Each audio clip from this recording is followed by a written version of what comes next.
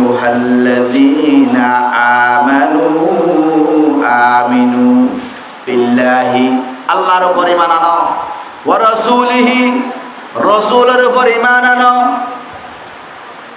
আল্লাহ পাক রব্বুল আলামিন বলেন ওয়াল কিতাবিল্লাযী নাযালা আলা রাসূলিহি ওয়াল কিতাবিল্লাযী আনজালা। আল্লাহ পাক রব্বুল আলামিন বলেন আমি আল্লাহ পাকের রাসূলের উপর ঈমান আনো এবং আল্লাহ পাকের নাযিলকৃত কিতাব আল্লাহ পাক যে আমাদের রাসূলের উপর এবং আদম আলাইহিস সালাম থেকে আমার রাসূল মুহাম্মদ আরবি সাল্লাল্লাহু আলাইহি ওয়াসাল্লাম পর্যন্ত যত নবী রাসূল দুনিয়ার মধ্যে পাঠিয়েছেন তাদের মধ্যে কতগুলা কিতাব সহিফা আল্লাহ পাক পাঠিয়েছেন 104 খানা কিতাব। তার মধ্যে 4টা বড় বড় কিতাব বলা হয়, বাকিগুলা সহিফা বলা হয়। আমার আল্লাহ রাব্বুল আলামিন নবীদের কাছে এগুলি সহ বনি আদমের সন্তানদের কাছে পাঠিয়েছেন। সুবহানাল্লাহ। কি বলেছেন? পাঠি আল্লাহর উপর ঈমান আনা, রাসূলকে আল্লাহর রাসূল হিসেবে বিশ্বাস করো, আল্লাহ পাকের উপর বিশ্বাস করো, আল্লাহর রাসূলকে বিশ্বাস করো আল্লাহর রাসূল হিসাবে, এবং কোরআন কিতাব আমাদের হাতে যে সংবিধান আছে, কোরআন আমাদের হাতে একটা সংবিধান আছে না, কোরআন, ওই কোরআনকে বিশ্বাস করো, কোরআনের উপর বিশ্বাস স্থাপন করো। এগুলি আল্লাহ পাকের কালাম, এগুলি আল্লাহ পাকের পবিত্র কালাম। সুবহানাল্লাহ। এগুলি আল্লাহর কালাম। আল্লাহ বলেন আল্লাহর কালাম কিতাব বিশ্বাস করে আমরা আমাদের করণীয় কি, এবং আমাদের শুধু এই কোরআন নয়, আদম আলাইহিস সালাম থেকে আমার রাসূল সাল্লাল্লাহু আলাইহি ওয়াসাল্লাম পর্যন্ত যত নবী রাসূলের কাছে কিতাব এবং সহিফা এসেছিল সব সহিফা কোরআন এবং কিতাবের উপর আমরা বিশ্বাস স্থাপন করেছি। আলহামদুলিল্লাহ। কি বোঝানো হয়েছে হুজুর? এই কিতাবের উপর বিশ্বাস করে কি বোঝানো হয়েছে, এবং রাসূল বিশ্বাসী কি বোঝানো হয়েছে, আল্লাহ বিশ্বাসী কি বোঝানো হয়েছে? আল্লাহ পাক রব্বুল আলামিন আরো বলেন ওয়া মাইয়াকুফুর বিল্লাহি, কুফরি করো না, কেউ অস্বীকার করবা না, ওয়া মালাইকাতিহি, আমার আল্লাহর ফেরেশতা আছে সেটার উপর বিশ্বাস করো। সুবহানাল্লাহ। আল্লাহ আছে, আছে নাকি নাই? আছে। বিশ্বাস করতে হবে কি হবে না? দ্বিতীয় নম্বর, রাসূল আছে নাকি নাই? রাসূল ছিল কি ছিল না? মুহাম্মদুর রাসূলুল্লাহ সাল্লাল্লাহু আলাইহি ওয়াসাল্লাম আমাদের রাসূল এবং সারা পৃথিবীর রাসূল। আলহামদুলিল্লাহ।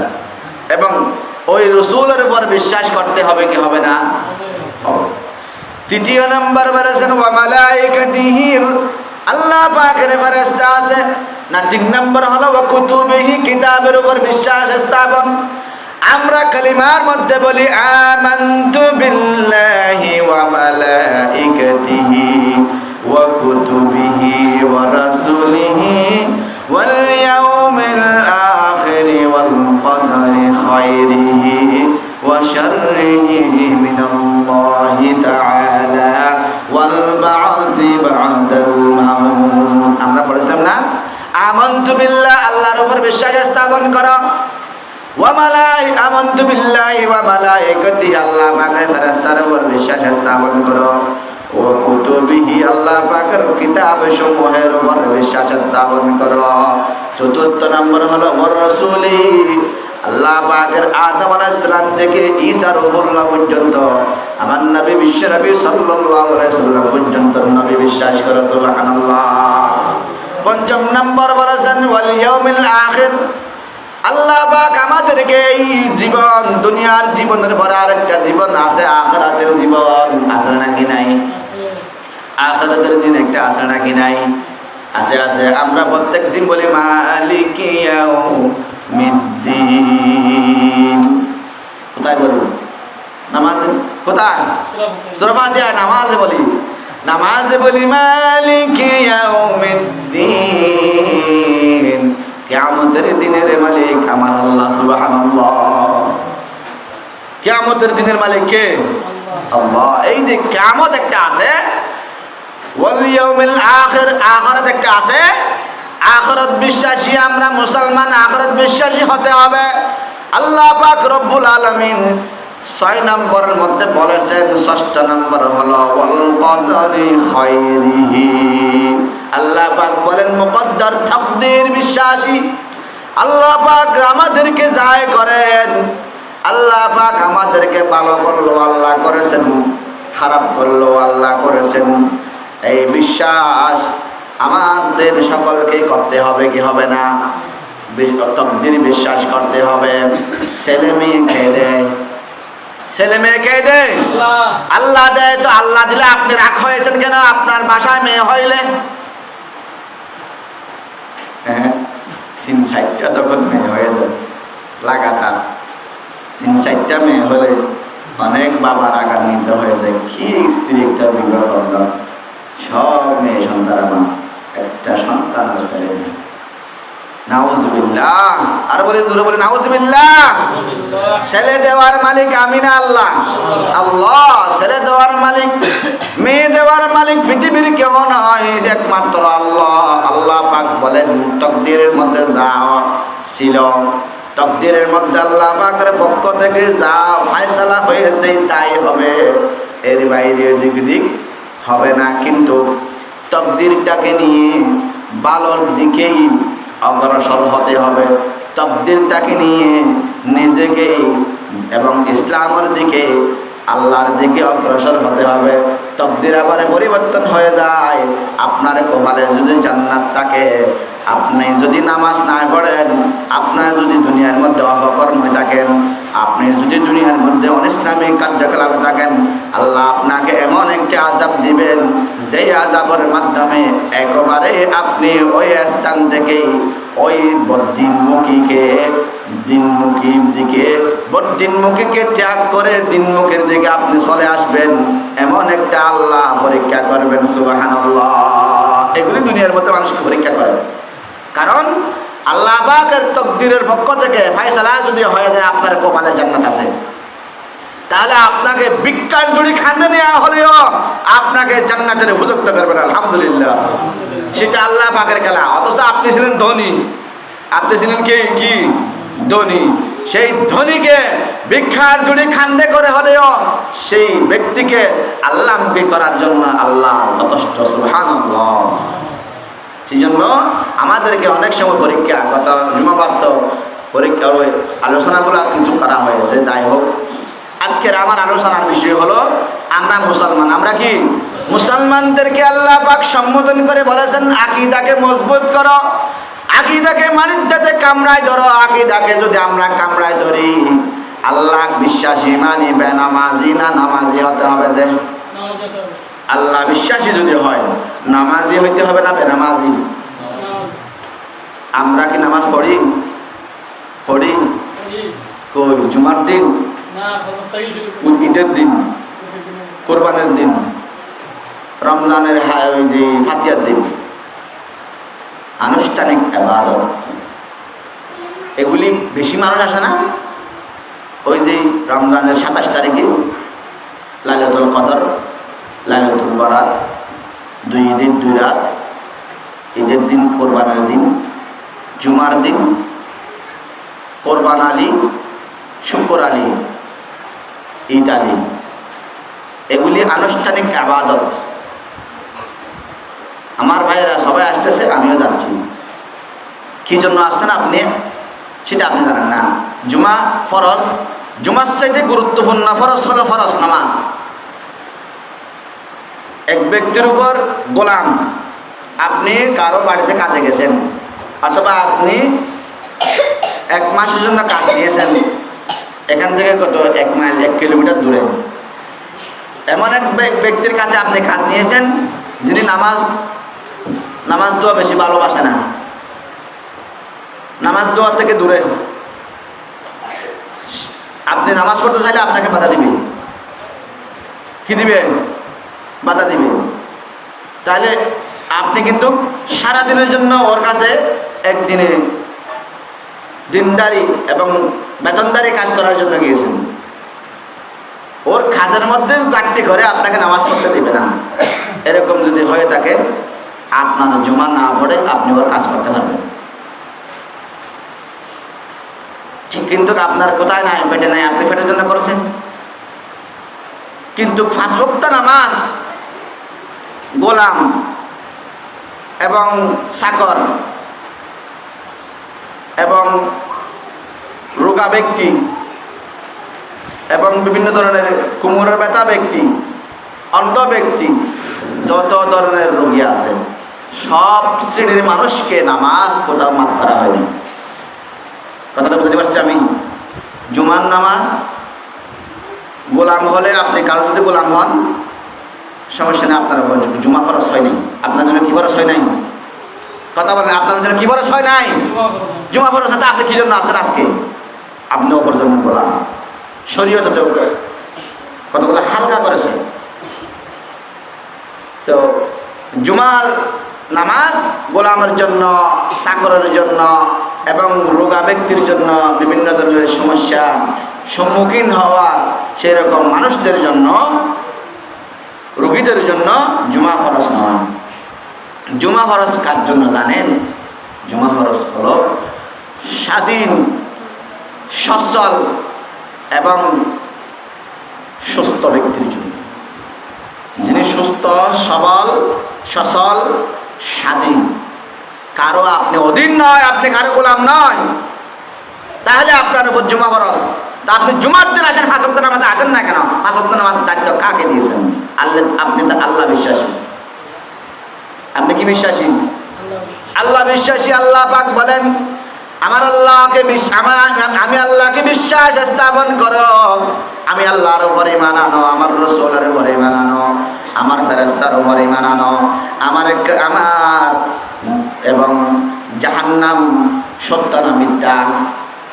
জাহান্নাম সত্য না মিথ্যা? জাহান্নাম যদি সত্য হয়, জাহান্নাম কি ভয় লাগে না?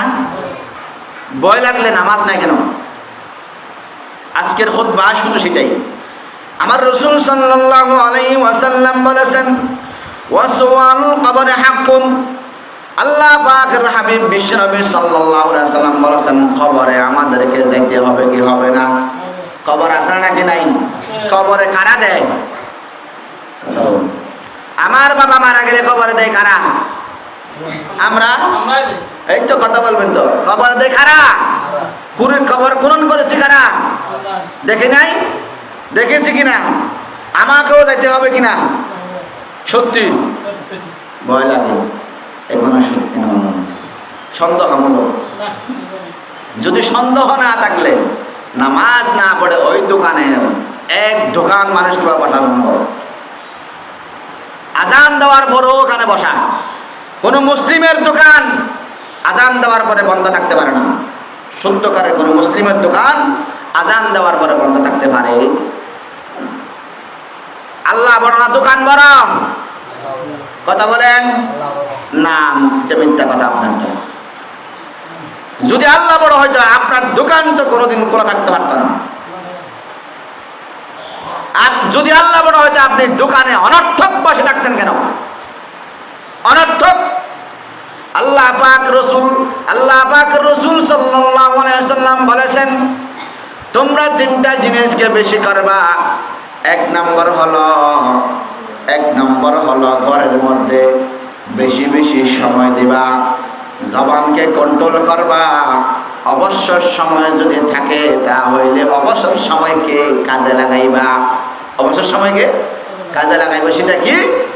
আল্লাহ পাকের দরবারে, আল্লাহর দরবারে এক ফোঁটা চোখের পানি ফেলে আল্লাহর দরবারে কান্নাকাটি করবা। সুবহানাল্লাহ। রাসূল সাল্লাল্লাহু আলাইহি ওয়াসাল্লাম সাহাবায়ে কেরাম রাদিয়াল্লাহু আনহুম আজমাইনদের মধ্যে সাহাবা এসে জিজ্ঞাসা করল, ইয়া রাসূলুল্লাহ মান নাজাকা ইয়া রাসূলুল্লাহ, আমি নাজাত কেমনে পাবো ইয়া রাসূলুল্লাহ আল্লাহর আযাব থেকে? কি বলছেন সাহাবা কি বলছেন? ইয়া রাসূলুল্লাহ, আপনি তো আল্লাহর রাসূল, আপনি জানবেন অবশ্যই, আমাকে একটু বলেন আমি নাজাত কেমনে পাবো, মুক্তি কেমনে পাবো? আপনি আরবিতে বুঝতেছেন না। আমি মুক্তি কেমনে পাবো আল্লাহর আযাব থেকে? কোথা থেকে? আল্লাহর শাস্তি থেকে আমি মুক্তি কেমনে পাবো ইয়া রাসূলুল্লাহ? রাসূলের দরবারে আসিয়া যখন সাহাবা জিজ্ঞাসা করলো আল্লাহর রাসূল, তখন বলেন আমসিক আলাইকা লিসানাক, তুমি তোমার জিহ্বাকে কন্ট্রোল করো, গালি দেয়া যাবে না, অশ্লীল কথা বলা যাবে না, অশ্লীল গান গাওয়া যাবে না, অশ্লীল কোন ধরনের মুখ থেকেই কোনো কথা বলা যাবে না। কোরআন শরীফের আয়াত আল্লাহ পাক বলেছেন, আমি এখন যেটা বলছি এটা হাদিস, আবার বলছি এটা কোরআনের আয়াত। আল্লাহ পাক কোরআনের মধ্যে বলেছেন ফালিয়াযহাকু কলিলাও ওয়ালিয়াবাকু কাসীরা। আল্লাহ পাক বলেন তোমরা কান্নাকাটিকে বেশি বেশি করো, হাসাহাসি এবং এবং মজা, আমরা যে মজাক করি, ওই আমরা যে ঠাট্টা করে হাসি, হাসাকে একটু কম করো। সুবহানাল্লাহ, এটা করেছিল। অথচ সেই রকম গুরুত্ব দেওয়া হয়েছে। আমার রাসূল বলেছেন আমসিকা আলাইকা লিসানাক, তুমি তোমার জিহ্বাকে কন্ট্রোল করো। এক নম্বর টিপ, এক নম্বর কথা বলেছেন ওই যে সাহাবা, আমি ইয়া রাসূলুল্লাহ মুক্তি কেমনে পাবো? আল্লাহর রাসূল এক নম্বর বলেছেন কি, তোমার জিহ্বাকে তুমি কি করো? কন্ট্রোল করো। তোমার জিহ্বাকে তুমি কি করো? কন্ট্রোল করো। দ্বিতীয় নাম্বার ওয়াবাকি আলা খতিয়াতিক, আমার রাসূল সাল্লাল্লাহু আলাইহি ওয়াসাল্লাম বলেছেন ও সাহাবা, তুমি তোমার অবসর সময়কে তোমার ঘরের মধ্যে কাটাও, তোমার পরিবারের মধ্যে কাটাও।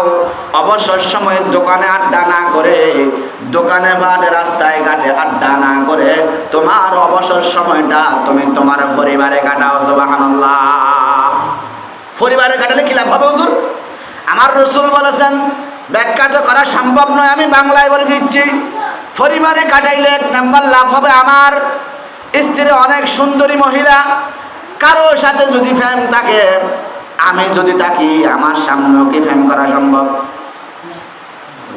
কথা মনে হয় আপনি বুঝতেছেন না। আমার স্ত্রী অনেক সুন্দরী মহিলা, আমার সামনে কারো সাথে প্রেম করা, দুলাভাইয়ের সাথে মস্কারি করা, ভালোবাসার কথা বলা, কোনো তালতো ভাইয়ের সাথে কথা বলা সম্ভব?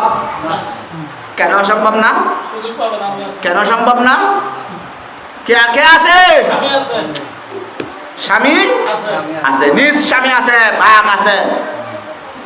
আপনার মেয়ে আমার মেয়ে যদি কারো সাথে প্রেম থাকে, আমি যদি বাসায় সময় দিয়ে থাকি, আমার বাবার সামনে আমার মেয়ে কারো সাথে প্রেম করা সম্ভব? কথা বলেন কেন? কে আছে? বাবা আছে। কথা বুঝতেছেন না মনে হয় আপনারা? আমার ভাইরা, আল্লাহর রাসূল বলেছেন তুমি বাসায় থাকো, তুমি বেশিরভাগ সময় অবসর সময় তুমি তোমার বাসায় সময় কাটাও, তুমি ঘরের মধ্যে থাকো, দোকানে থেকো না, দোকানে থেকো না। তোমার স্ত্রী, তোমার বোন, তোমার মেয়ে, তোমার ভাতিজি, তোমার আত্মীয়, তোমার মা কারো যদি অন্যায়ের সাথে থাকে, কারো যদি তোমার ছেলেও যদি বেনামাজি হয়ে থাকে, তোমার ছেলে তোমার স্ত্রীর সাথে যদি বেয়াদবি করে, বাবা থাকলে কি বেয়াদবি করা সম্ভব? কথা বলেন। তো রাসূল যেটা বলেছেন ভালোর জন্য না খারাপের জন্য? তো আমরা দোকানে যেটা করতেছি সেটা ভালোর জন্য না খারাপের জন্য? কথা বলেন। দোকানে যেটা আমরা সময় কাটাচ্ছি, অবসর সময় অনর্থক, সারাদিন মাটি কাটি, সারাদিন কাজ কাটি, এবং সব কাজ, সব যত ভারী বোঝা আছে সব বহন করে আসিয়া আবার দোকানে 2 ঘন্টা 4 ঘন্টা নষ্ট করে। নাউজুবিল্লাহ, জোরে বলেন নাউজুবিল্লাহ। আজকে যেটা করা যাবে, করা যাবে, করা যাবে। আমার রাসূল বলেছেন তুমি ঘরে থাকো, তুমি যদি ঘরে থাকো, তোমার স্ত্রীর সাথে, তোমার ছেলে মেয়েদের সাথে তোমার থেকে কতগুলা তারা শিখবে, অজু শিখবে, নামাজ শিখবে, লেখাপড়া শিখবে। বাবা যদি বাসায় থাকে, মেয়েরা ছেলেরা সবাই লেখাপড়ার দিকে গুরুত্ব দেয় কি দেয় না? দেয় না? দেয় না? আমারগুলো তো দেয়, আপনাদেরগুলো দেয় না মনে হয়। তাহলে লাভ না লস? কেন কি লাভ হলো? আমার ছেলেগুলো লেখাপড়ার দিকে উন্নয়ন হলো, লেখাপড়া ভালো করতেছে, আমি আসি বসে বসে দেখতেছি আমার ছেলে কি পড়ে, মেয়ে কি পড়ে, আমি নিজেই বসে বসে দেখতেছি। তাহলে আমার রাসূল ভালো শিক্ষা দিল না খারাপ শিক্ষা দিল? আমরা ভালো শিক্ষা গ্রহণ করতে রাজি আছি ইনশাআল্লাহ? রাজি আছি ইনশাআল্লাহ? যদি রাজি থাকি, আজকে থেকে সময় কাটাবো কোথায়? কোথায়? ঘরে। তাহলে মসজিদে আসতে হবে কি হবে না? কতক্ষণ? ফাইদা কুদিয়াতিস সালাত ফান্তাশিরু ফিল আরদ, সূরা জুমার আয়াত। আল্লাহ পাক বলেন তোমরা নামাজ আদায় করে তোমরা যার কাজে এবং ঘরে বিভিন্ন কাজে ব্যবসা বাণিজ্যে তোমরা ছড়িয়ে পড়ো। সুবহানাল্লাহ। তাহলে আমাদেরকে আগে নামাজ না আগে আমাদের গল্প? ভাই কোথায় আসেন না নামাজ পড়ুন? আব্দুল ভাই আসেন, কোথায়? দোকানে আছে, আসেন না নামাজটা পড়ুন। বুঝলা আই রাই আসতেছি আমি, আসলো না। আমার ফোনের কোনো মূল্যায়ন, ইমামের কোনো মূল্যায়ন, কোথায় গেল ইমামের মূল্যায়ন? কোথায় গেল আপনার মসজিদ কমিটির দায়িত্ব? মসজিদ কমিটির দায়িত্বের কথা যদি বলেন 2 ঘন্টা শেষ হবে না আমার। শুধু মসজিদ কমিটির বিষয়ে সূরাতুল বাকারা, সূরাতুল আলে ইমরান, সূরাতুল এবং তাওবার যে 6-7টা আয়াতের যদি বর্ণনা দিই, এক একটা আয়াতের বর্ণনা ঘন্টা যদি আলোচনা করা শেষ হবে না। শুধু মসজিদ কমিটির বিষয়। মসজিদ কমিটির দায়িত্ব কি? বিগত আমি একটা মসজিদে ছিলাম আলহামদুলিল্লাহ। সেই মসজিদে মসজিদ কমিটির সভাপতি, সেক্রেটারি, ক্যাশিয়ার দ্বারা নিজ দায়িত্বে ফ্যান সাফ করে আলহামদুলিল্লাহ, নিজ দায়িত্ব। অথচ কোরআন শরীফের আয়াত এটা মসজিদ কমিটির দায়িত্ব। আল্লাহ পাক কোরআনের মধ্যে বলেছেন মসজিদ কমিটি হবে ওই ব্যক্তিরা যারা 5 ওয়াক্ত নামাজি। সূরাতুত তাওবার 18 নম্বর আয়াত। যারা কয় ওয়াক্ত নামাজি? 5 ওয়াক্ত নামাজি। ইন্নামা ইয়ামুরু মাসাজিদাল্লাহ, মাসাজিদুন মানে মসজিদ, আল্লাহ মানে আল্লাহ। ইন্নামা ইয়ামুরু মাসাজিদাল্লাহ, আল্লাহ বলেন নিশ্চয় মসজিদ কমিটি হবে আকিমুস সালাহ। যারা আল্লাহ পাক বলেছেন ইন্নামা ইয়ামুরু মাসাজিদাল্লাহ, যারা আল্লাহ পাকের মসজিদের কমিটি হবে মান আমানা বিল্লাহ, যারা আল্লাহ বিশ্বাসী হবে, ওয়াল ইয়াউমিল আখির, যারা আখিরাত বিশ্বাসী হবে, ওয়া আকামুস সালাহ, আল্লাহ বলেন যারা নামাজ প্রতিষ্ঠা করবে। যারা গড়েও নামাজ, এই নামাজ পড়ো, ওটা সবাই মেয়ে সবাই ছেলে, ওটা নামাজ আদায় করো। যারা অর্ডার দেওয়ার অধিকার রাখে, অর্ডার দেওয়ার ক্ষমতা রাখে, নামাজের কথা আমরা বলতেই পারতেছি না। মসজিদ কমিটিতে দূরের কথা, এই এলাকার 80 বছরের মুরব্বীরও সাহস নাই, এই বাতিজা আয় নামাজ পড়। আমাদের বাংলার জমিনের মুসলমানদের অবস্থা এরকম হয়ে গেছে যে আমার বাতিজাকে আমি নামাজ পড়ার জন্য আদেশ দিতে পারতেছি না। কেন? আমি নামাজ পড়ি না, আমি নামাজ পড়ি না, তো তার কারণে বাতিজা নামাজ পড়ো। বাতিজা যদি নামাজ পড়তে হয়, বাতিজা এখন বলবে যে তুমি পড়ো না, তুমি কি নামাজ পড়ছো, সেটা বলবে যে সাথে সাথে উত্তর আসে নাকি নাই? আসে না, আসে না? তার কারণে তারা নামাজ পড়ে না। কোরআন শরীফের আয়াত আল্লাহ বলেছেন আকিমুস সালাহ, নামাজ প্রতিষ্ঠা করো। তুমি তোমার সমাজে নামাজ প্রতিষ্ঠা করার দায়িত্ব নিয়েছেন তারা মসজিদ কমিটির দায়িত্ব। বাবা আর আমাকে গালি দিবেন না, কোরআন শরীফের আয়াত। আমি কারোর জন্য ঝগড়া করতে আসি নাই। তো আমি দেখেছি আলহামদুলিল্লাহ তারা না জানার কারণে, ভুলে যাওয়ার কারণে তারা মসজিদ থেকে অনেক দূরে। মসজিদের পরিষ্কার পরিচ্ছন্নতা, মসজিদের উন্নয়ন, মসজিদের মুসল্লি নাই, কোন দিকে আসতে হবে, কাকে কীভাবে ডাকতে হবে, কাকে নাস্তা খাওয়াইতে হবে, কাকে কি, তার কথা দিয়া, সুমিষ্টি ভাষা দিয়া, সদাচরণ দিয়া, তার দাওয়াতের মাধ্যমে, তার টাকা পয়সা অর্থনীতির মাধ্যমে, তার যেইভাবেই পারে সেভাবে। এই আমাদের দায়িত্ব হলো, মসজিদ কমিটির দায়িত্ব হলো মসজিদে পরিষ্কার পরিচ্ছন্ন রেখে এই মসজিদে মুসল্লি বাড়ানোর দায়িত্ব হলো মসজিদ কমিটির। আজ সেই মসজিদ কমিটি যদি নামাজ না পড়ে, তারা কি মসজিদ কমিটি না মসজিদ ধ্বংসর কমিটি? কথা বলেন। বাইতুল্লাহ যে মসজিদ কমিটির দায়িত্ব দেওয়া হয়েছিল, আমাদের যেই বাইতুল মোকাররম জামে মসজিদ বাংলাদেশ, যে শহর এলাকার মধ্যে যে বাংলাদেশে 1 নম্বর বাইতুল মোকাররম মসজিদ, ওখানে দায়িত্ব দেওয়া হয় বেনামাজ, এখানে নামাজিকে। কথা বলেন। তা নামাজ যদি না হয়, দায়িত্ব নিয়েছি আমরা কিভাবে? আল্লাহ পাক মাশাআল্লাহ, আল্লাহ পাক সবাইকে হেদায়েত দান করুন, সবাই আমিন। অনেকে ডাকলে সারা দেয় আলহামদুলিল্লাহ। ওরা বোঝে না, বুঝাইতে হবে। আমরা যারা বুঝি তাদেরকে বুঝাইতে হবে, দাওয়াত দিতে হবে। আস্তে আস্তে ইনশাল্লাহ আমিও আপনিও সমাজের একজন, এই সমাজকে, এই পুরা সমাজকে নেতৃত্ব দেওয়ার অধিকার সকলের। না আমার শুধু, না শুধু মেম্বার সাহেবের না, যে আজকে জন্ম নিয়েছেন সেই জন্ম শিশু সন্তান থেকে বৃদ্ধ বয়স পর্যন্ত প্রতিটা ব্যক্তির দায়িত্ব এই সমাজ নিয়ন্ত্রণ করা, এই ওয়ার্ড নিয়ন্ত্রণ করা, এই রাষ্ট্র নিয়ন্ত্রণ করার দায়িত্ব সকলের, ঠিক কিনা? তা আমি যদি অবহেলা হয়ে যায়, আমি যদি অলসতা হয়ে যায়, তো আমাকে সচেতন করবে কে? সচেতন করার জন্য একমাত্র কোরআন। কোরআন শিক্ষা নাই বিদায়, কোরআনের জ্ঞান নাই বিদায় আজ আমরা কোরআন থেকে দূরে, মসজিদ থেকে দূরে এবং সমাজের সুশিক্ষা থেকে দূরে, সমাজের চুরি ডাকাতি। বাংলার জমিনে মানুষ বেশি না সুর বেশি? সুর বেশি। বাংলার জমিনে মানুষ বেশি না সুর বেশি? কেন আমরা সুর জন্ম দিচ্ছেন কেন? আপনার আমি সুর জন্ম হয়েছে একমাত্র কারণ আমি হলাম 1 নম্বর নামাজ সুর। নাউজুবিল্লাহ।